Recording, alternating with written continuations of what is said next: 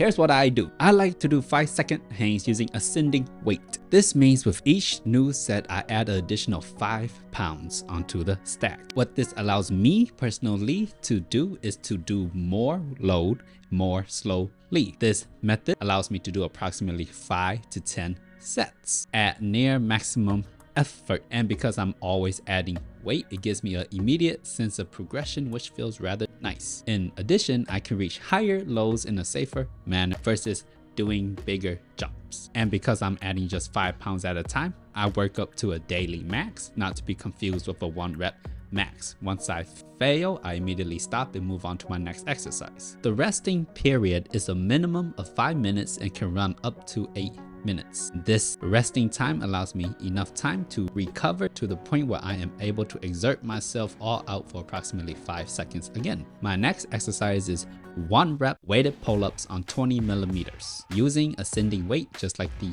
previously mentioned exercise. Now this exercise directly tackles my weakness of holding on holds. Before I begin the motion, I actively grab the edge, I put in a slight bend to my elbows, and I engage my upper back. This puts me in a very safe and strong pulling position. I then release the feet and pull up for a lock off of approximately 1 to 3 seconds, just enough to show that I am showing in control. I lower the weight down rather quickly so as not to stress my elbows too much. I perform a minimum of 5 sets and stop when I'm unable to complete the lock off at the top. Rest periods range anywhere from 3 to 5 minutes, a little bit shorter just because I'm only performing 1 rep. My last exercise is faux crimp holds on 20 millimeters for 20 seconds. This works my weakest grip in both the complete dead hang and in a lock off position. The purpose of this exercise is to condition my fingers for the faux crimp as opposed to strengthening any particular strengths. I only perform 1 set of each with a rest of say 3 to 4 minutes in between.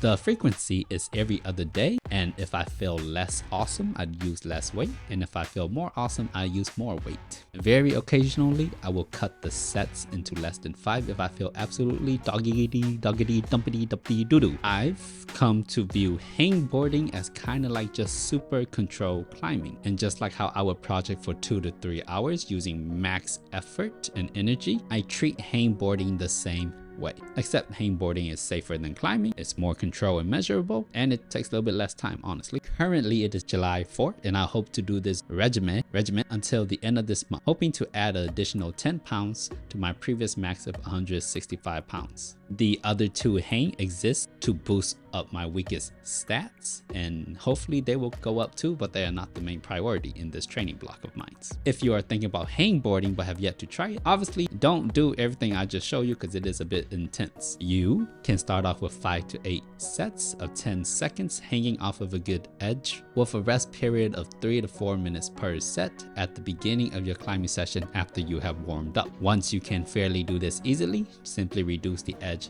size. If you're unable to complete the new hangs at the smaller edge size, complete however many you can, and then just revert back to the old edge size to finish off your hangs. Now, if you have plateaued and you have always refused to hangboard, you should hangboard, partner. There is a reason why this bad boy is like the #1 training tool for climbers. Do not make the mistake of thinking that climbing is all you need to do, when in reality climbing is all you want to do. Hangboarding can help you and will help you no matter what level of climbing you are at currently. And finally, even though the hangboarding, hanging, exercising is an isometric exercise, I personally treat it like a concentric exercise. Mathematically speaking, when you hold a load, you need to exert the same amount of force as the load that's being placed upon you in order to hold it. If you exert more, your body starts to go up. Now, when hanging with an abundance of weight beneath your body, if you hold it as if you're just trying to stay in place, you are losing poundage of force in opposite direction,